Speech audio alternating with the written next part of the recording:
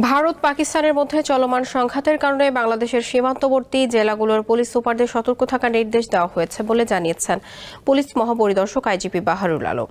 আর এবার ঢাকায় নিযুক্ত চীনা রাষ্ট্রদূত ইয়া ওয়েন বলেছেন, সার্বভৌমত্ব রক্ষায় সবসময় বাংলাদেশের পাশে থাকবে চীন।